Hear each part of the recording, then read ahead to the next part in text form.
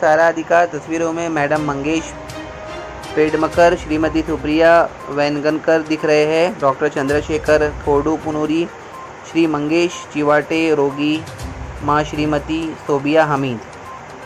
Autism गर्भ से ही शुरू होता है। इससे पहले कि यह आपके परिवार और बच्चे के जीवन को अपंग कर दे, इसे पहचानें, ऑटिज़म का उन्मूल्य करें। डॉक्टर चंद्रशेखर थोडुपुनूरी, अध्यक्ष रेसिपल्स ऑटिज़म रिसर्च फाउंडेशन, कहते हैं, हैदराबाद स्थित रेसिपल्स ऑटिज़म रिसर्च फाउंडेशन भारत का पहला संस्थान है जो ऑटिस्टिक बच्चों में आंत मस्तिष्क अक्ष को संबोधित करने वाली एक प्रमुख उपचार पद्धति फेकल माइक्रोबायोटा प्रत्यारोपण थेरेपी प्रदान करता है।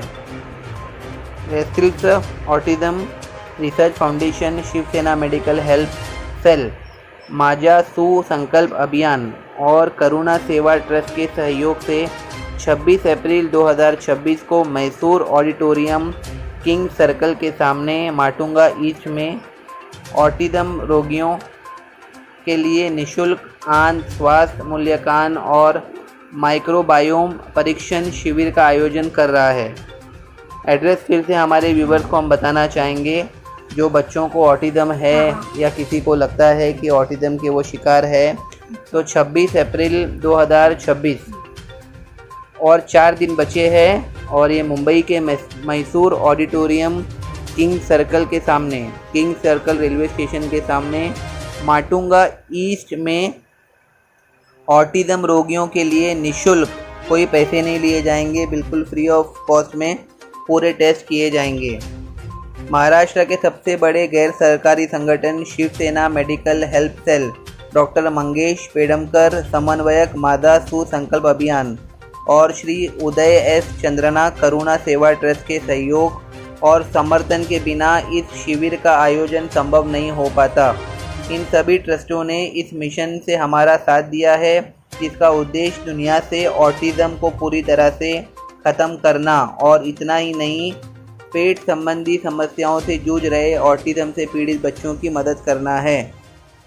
और किसी को भी अगर जानकारी चाहिए कि कौन से टेस्ट करवाना है, ऑटिज़म अगर किसी को है, किसी के बच्चों को है, किसी के परिवार में है, तो एडिटोरियल इन्फॉर्मेशन के लिए पुष्पकला जी का नंबर दिया गया है 9821529653। स्क्रीन पर आप नंबर देख सकते हैं और 26 अप्रैल को जिन्हें जाना हो वो इस नंबर पर सारी जानकारियां ले सकते हैं।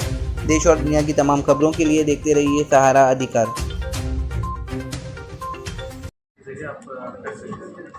सर, ये गट के डिजीज़ के बारे में थोड़ा डिटेल बताएंगे। ऑटिज़म के बच्चों में प्रॉब्लम क्या है, ये एग्रोकेमिकल्स का एक्यूमुलेशन हो, ये नॉनस्टिक पैंस का जो भी केमिकल्स है का एक्यूमुलेशन हो, महिला में जब स्टोर होता है तो बच्चे में जाते हैं, गर्भस्थ शिशु में जब जाते हैं फर्स्ट 1000 डेज में ये जो सूक्ष्म जीव जो पेट के अंदर रहते हैं, आंत में रहते हैं, वो पहले 1000 डेज में निवास कर जाते हैं। वो क्रूशियल पीरियड में ये केमिकल जो है उनका आंत में जो सूक्ष्म जीव है उनको निवास करने नहीं देता। ये प्रकृति उनको दिया है। ये सारे जो सूक्ष्म जीव है हमारे लिए बहुत वाइटल है, हमारे पूरा बॉडी मैकेनिज्म्स में बहुत सारे बायोकेमिकल रिएक्शंस में डायरेक्टली रोल है। ये सारे बैक्टीरिया इनको आते नहीं है, उसकी वजह से बहुत सारे प्रॉब्लम्स रहते हैं। वो प्रॉब्लम्स बहुत सारे बच्चे कॉन्स्टिपेशन से सफ़र करते रहते हैं, इन्फ्लेमेशन होता रहता है उनको, और ये इन्फ्लेमेशन जो है क्रॉनिक इन्फ्लेमेशन बन जाता है। 15-20 साल तक उनका पूरा आंत खराब हो जाता है। उसके बाद सिम्टम्स बहुत ज़्यादा बढ़ जाता है, सेल्फ इंजरीज हो जाता है। ये सारी चीज़ हमको प्रिवेंट करना है।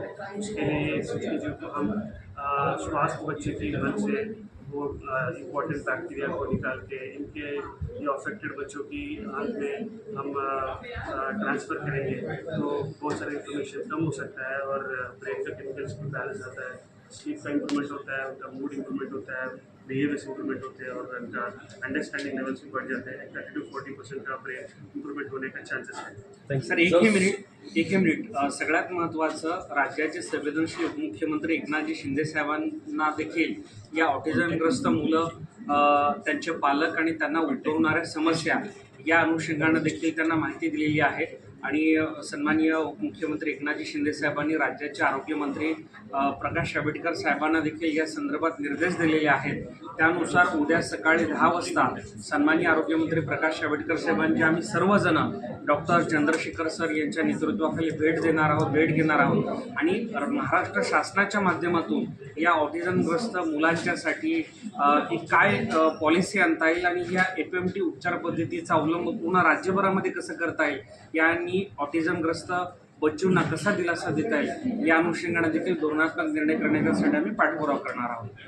बोल सकते, मम्मी नहीं बोल सकते, और अगर उनको कहीं तकलीफ हो रही है तो वो आपको बता नहीं पाएंगे कि तकलीफ कहाँ हो रही है, क्योंकि उनको समझ में नहीं आता कि क्योंकि जो नॉर्मल बच्चा डेवलप हो रहा है वो आप देखेंगे कि 1.5 साल में बोलने लगेगा आईज नोज, बेटा दिखाओ कान दिखाएगा, बट ये बच्चों को वो अवेयरनेस, उनका बॉडी का अवेयरनेस ही नहीं होता, तो ये बता भी नहीं पाते आपको. अगर भूख लगती है तो बच्चे बोल भी नहीं पाते, उनको भूख लगती है, प्यास लग रही है, तो बिल्कुल ऐसे सोचे कि ऐसा लगता है आप एज अ पेरेंट कनेक्ट ही नहीं कर पाएंगे बच्चों से, हमारे बच्चों से. सो पहला हमारा ये मेरा सबसे बड़ा चैलेंज था कि ये भागता रहेगा. एक हाइपर एक्टिविटी बहुत होती थी. दूसरा, हम जितना भी बॉडी चेंज करने की कोशिश करें होता ही नहीं था. तो ये बच्चा 8 साल तक 24/7 डायपर में होता था. मैं जब थेरेपी सेंटर भी भेजती थी 6-6, 7-7 मेरे डायपर का खर्च. त्यासाठी उपस्थित राहिले त्याबद्दल आम्ही सर्वांचे आभार मानतो. जसं की मी मगाशी म्हणालो की आता या माऊलीचं तुम्ही ऐकलं असेल की त्यांच्या आयुष्यामध्ये सर्वात मोठं ध्येय काय होतं, तर त्यांचा जो ऑटिझमग्रस्त मुलगा आहे त्यांना स्वतः प्राथमिक दिलं जावं, स्वतः जेवण करावं, भूक लागली तर आईकडे बाबांकडे जेवण